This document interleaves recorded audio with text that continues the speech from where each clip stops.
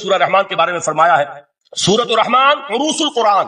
یہ سورہ رحمان جو ہے یہ قرآن کی دلہن ہے. جیسے دلہن کو آپ خوشنما لباس پہناتے ہیں، آراستہ پیراستہ اس کو گہنے اور اس کو زیور پہناتے ہیں، تو جس طریقے سے سجاتے ہیں آپ دلہن کو، اللہ تعالیٰ نے ایک سورت قرآن مجید میں یہ ایسی رکھی ہے سورہ رحمان کی، اسے خوب سجایا ہے. اس میں الفاظ کا در و بست، اس کا اپنا ایک ڈیوائن میوزک ہے.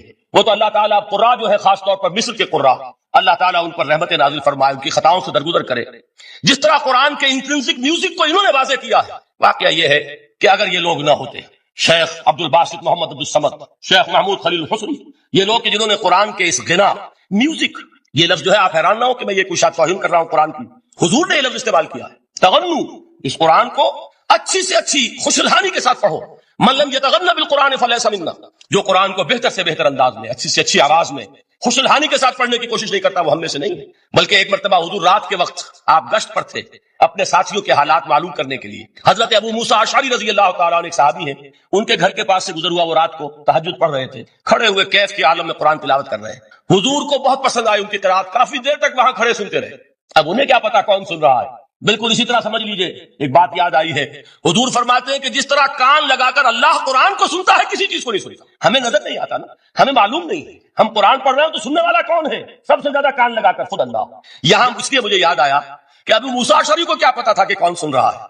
وہ اپنی کیفیت میں نماز میں تہجد میں قرآن کی تلاوت کر رہے تھے، اور ظاہر بات ہے ان کے گھر ایکڑوں میں بنے ہوئے نہیں تھے، ایک ایک کمرہ، ایک ایک کوئی حجرہ، ایسے تو گھر تھے نا صحابہ کے. لہذا حضور پاس سے گزرے، آواز آئی، کافی دیر سنتے رہے. اس کے بعد آپ تشریف لے گئے، صبح فجر میں ملاقات ہوئی تو حضور نے تحسین کے انداز میں فرمایا، یا ابا موسیٰ انک قد اوتیت مزمارا من مزامیر آل داؤد. اے ابو موسیٰ، تمہیں تو آل داؤد کے سازوں میں سے ایک ساز اللہ نے عطا فرما دیا. جس طرح حضرت داؤد لہن داؤدی مشہور ہے کہ جب وہ پچھلے پہر رات کو حمد کے ترانے الاپتے تھے، قرآن میں ہے کہ پرندے شامل ہو جاتے تھے ساتھ، اور پہاڑ وجد میں آتے تھے، پہاڑ بھی ان کے ساتھ شریک ہوتے تھے. تو جس طرح کا اللہ نے ان کو لہن عطا فرمایا تھا، حضور نے تحسین کے انداز میں فرمایا ہے ابو موسیٰ اشعری، اللہ نے تمہیں بھی آل داؤد کے سازوں میں سے ایک ساز عطا فرمایا.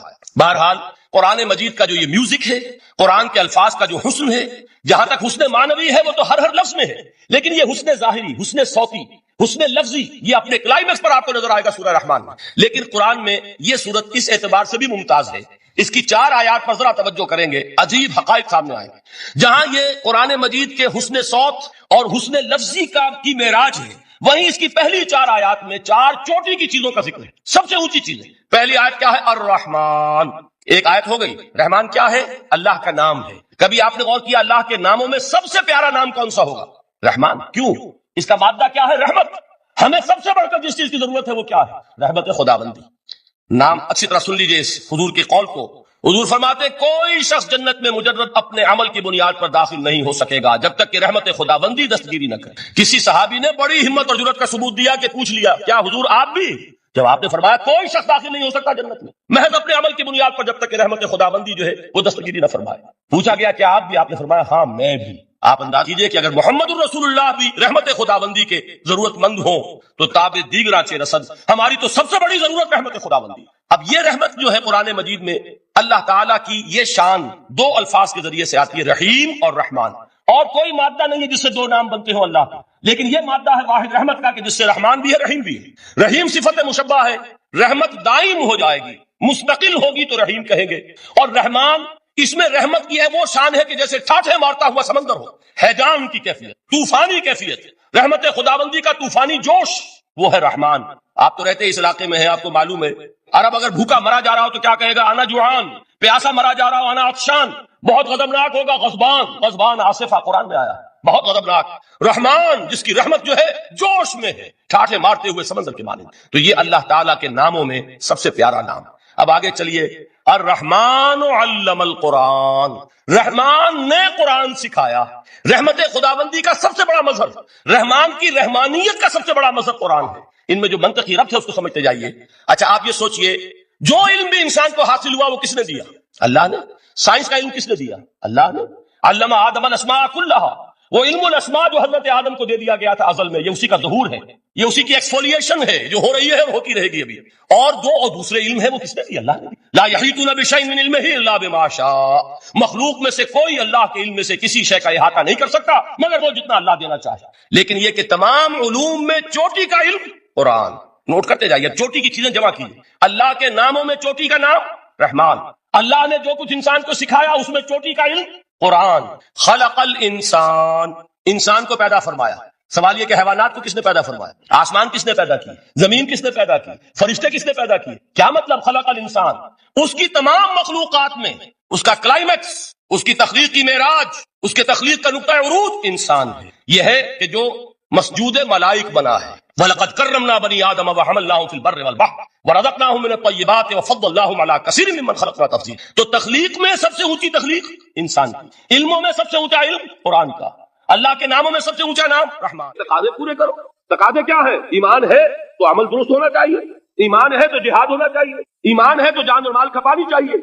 تو جو ایمان دوسرے لوگ جس طرح لائے ہیں، حمزہ بھی تو ایمان لائے ہیں، آخر ان کا راستہ تمہیں نظر نہیں آ رہا؟ ابو بکر ایمان لائے ہیں، ان کی طرح ایمان لاؤ. تو انہوں نے کیا کہا؟ انؤمن کما آمن السفہاء، کیا ہم اس طرح ایمان لائے جیسے یہ بے وقوف لائے؟ سفیہ کا لفظ تو سبھی جانتے ہیں. یہ سفہاء کسے کہہ رہے ہیں؟ آپ نے پڑھا تو بہت مرتبہ ہوگا ان آیات کو، کبھی سوچا کس کو کہہ رہے ہیں؟ وہ ابو بکر کو کہہ رہے ہیں، وہ حمزہ کو کہہ رہے ہیں، وہ عمر کو کہہ رہے ہیں. ان کی تو مت ماری گئی، غر ہؤلاء دینہم، انہیں تو کوئی ہوش ہی نہیں. 2 مرتبہ حضرت ابو بکر نے وہ کام کیا ہے کہ ہر ورلڈلی وائڈ انسان یہ کہے گا کہ حماقت کی ہے جس کے سامنے دنیا ہے. جب ہجرت کے لیے حضور تشریف لے جا رہے تھے، 40,000 درہم کا سرمایہ تھا، جبکہ حضرت ابو بکر ایمان لائے. مکے کے چوٹی کے تاجروں میں سے تھے جو ملک التجار کہلاتے. لیکن اب وہ روپیہ کہاں خرچ ہوا؟ بلال کو خریدا، روپیہ دے کے خریدا یا ویسے خرید لیا؟ آزاد کر دیا. ابو فقی کو خریدا، آزاد کر دیا. 6 ہیں غلام اور کنیزیں محمد رسول اللہ پر ایمان لانے والے جن کو ابو بکر نے اپنے پیسے سے خریدا اور آزاد کیا. یہ روپیہ تو پگھل رہا ہے نا.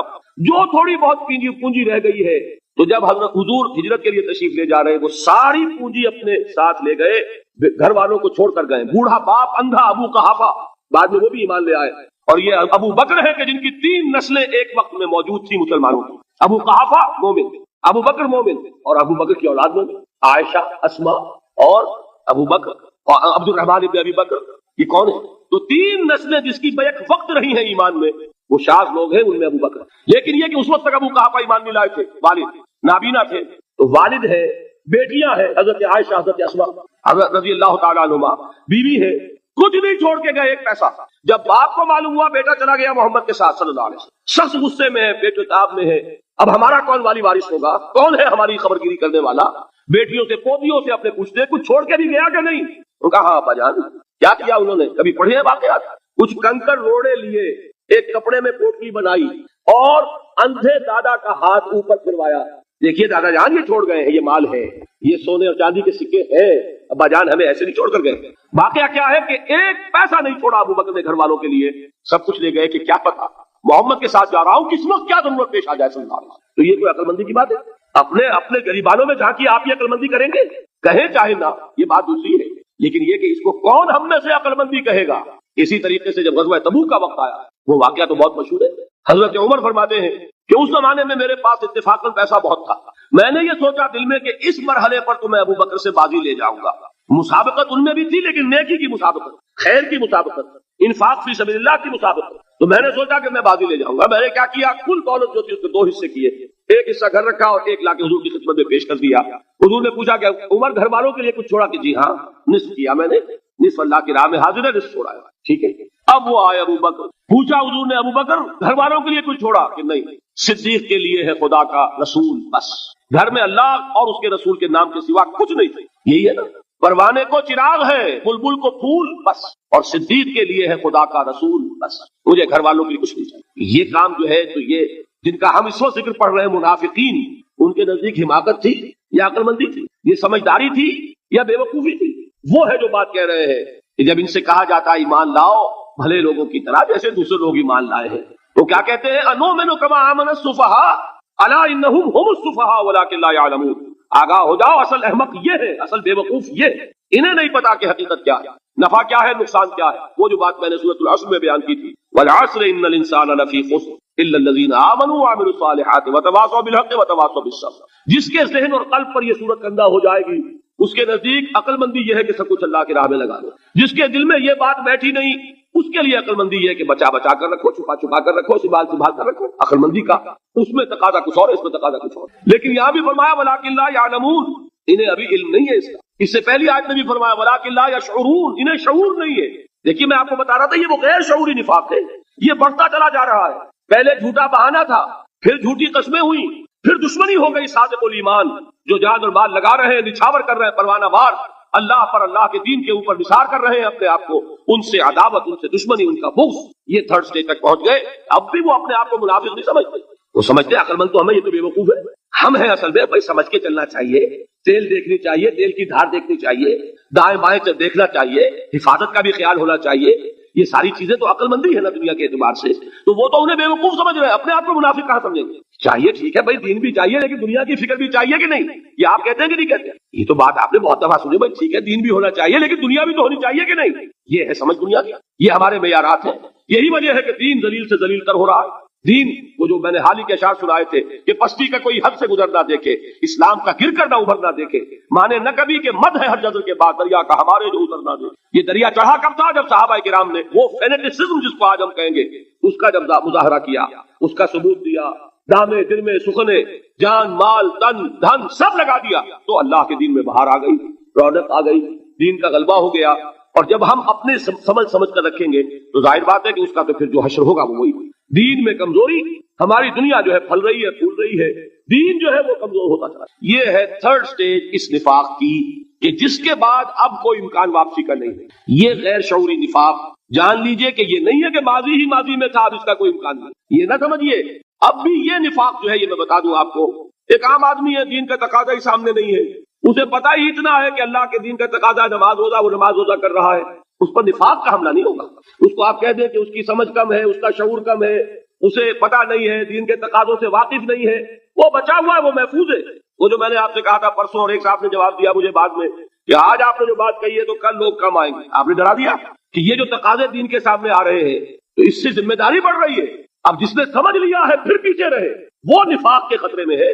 جسے سمجھ ہی نہیں ہے وہ پھر بھی کوئی نہ کوئی عذر پیش کر سکے گا کہ اللہ ان مولویوں سے پوچھ جنہوں نے ہمیں بتایا نہیں، انہوں نے تو دین کے تقاضے ہمیں یہ بتائے نہیں، انہوں نے تو ہمیں نور اور بشر میں چکر دے کے لڑائے رکھا، ان سے پوچھ۔ اصل سے مجرم جو ہے وہ یہ ہے، وہ واقعہ یہ ہے کہ کسی درجے میں بچیں گے کہ دین چاہتا کیا ہے، دین کے تقاضے کیا ہے، توحید کی حقیقت کیا ہے، شرک کی حقیقت کیا ہے، اس کی طرف اگر توجہ ہی نہیں دلائی جا رہی اور اس غریب کو پتہ ہی نہیں، اسے پتہ ہی صرف یہ ہے کہ کھڑے ہو کر سلام پڑھنے میں اتنا فائدہ ہوتا ہے، وہ پڑھ رہا ہے بیچارہ، لہذا اس کا معاملہ آسان ہے بنسبت اس شخص کے کہ جس کے سمجھ میں آ گیا ہو، بات اس نے پالی ہو۔ دین یہ چاہتا ہے، دین اپنا غلبہ چاہتا ہے۔ اللہ